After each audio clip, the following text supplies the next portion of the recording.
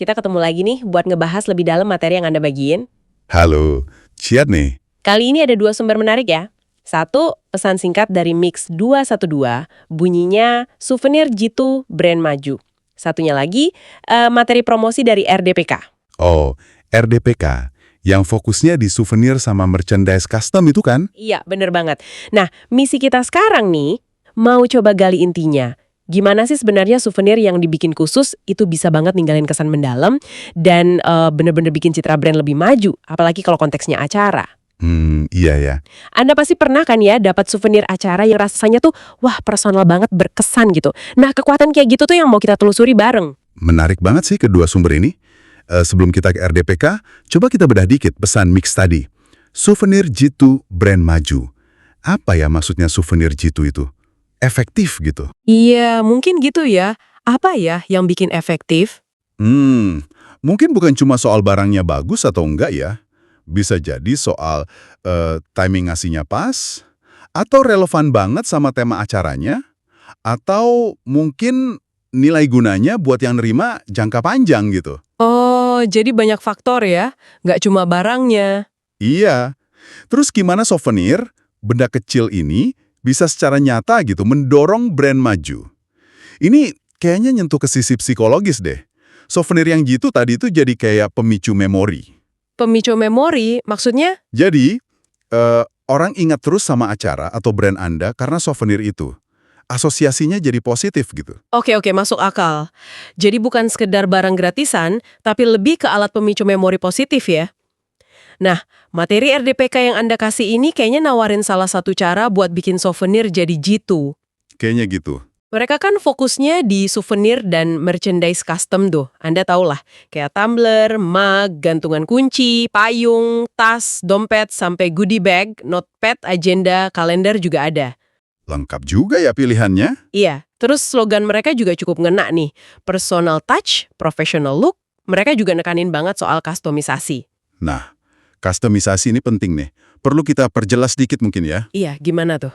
Kalau lihat dari materi RDPK, kustomisasi itu artinya kemampuan buat bikin tiap barang jadi unik, sesuai sama maunya brand Anda.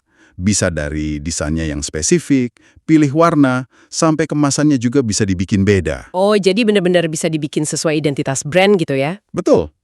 Ini kayaknya mekanisme yang ditawarin RDPK buat ngewujudin souvenir jitu yang tadi Mix bilang itu. Ah, jadi kustomisasi itu salah satu kuncinya ya buat jadi jitu? Bisa dibilang gitu, iya.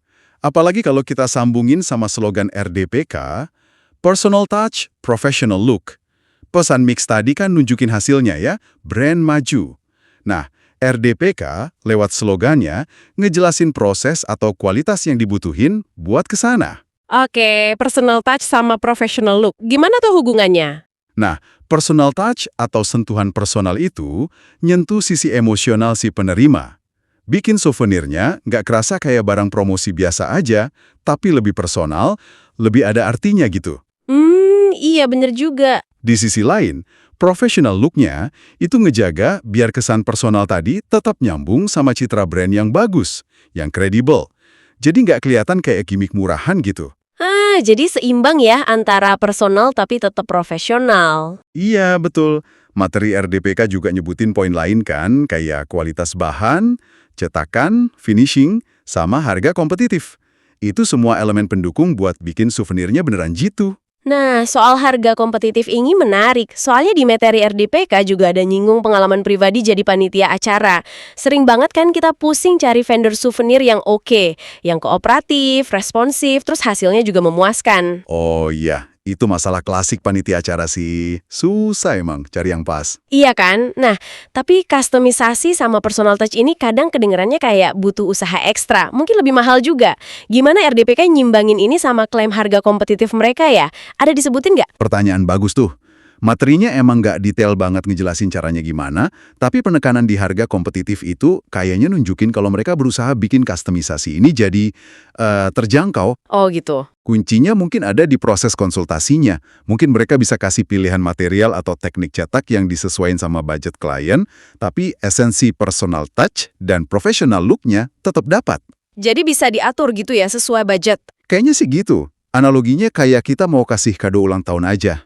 Bisa beli barang mahal yang umum, Atau pilih sesuatu yang lebih simple tapi pas banget sama kesukaan orangnya, terus dibungkusnya rapi. Seringkali yang kedua lebih ngena kan? Bener juga sih, kadang yang personal itu lebih berkesan ya. Nah, itu dia.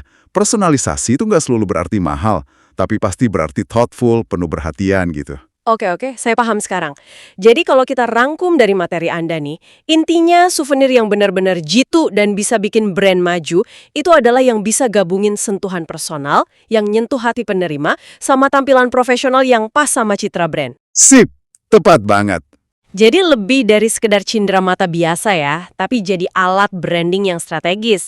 Dan RDPK ini, ya menurut materi ini, nawarin diri jadi mitra buat bantu wujudin itu. Buat Anda yang mungkin butuh info lebih lanjut, di materi itu ada kontak WhatsApp RDPK di 0821 2535 8055 buat konsultasi katanya. Nah, sebagai penutup nih, ada satu hal yang mungkin bisa Anda renungkan lagi. Apa tuh? Kita kan tadi banyak ngomongin konteks acara formal, branding gitu ya. Tapi coba deh pikirin, gimana prinsip sentuhan personal lewat benda-benda kecil yang custom atau dipilih khusus ini bisa Anda terapin di skala yang lebih kecil? Maksudnya gimana? Ya, mungkin dalam interaksi sehari-hari, atau buat tujuan yang lebih personal lagi. Gimana sebuah benda kecil yang dipersonalisasi gitu bisa nguatin koneksi atau nyampein pesan di luar konteks branding formal. Oh, jadi nggak cuma buat acara atau perusahaan aja ya? Iya, kayaknya ada potensi besar di situ yang menarik juga buat dieksplorasi lebih jauh.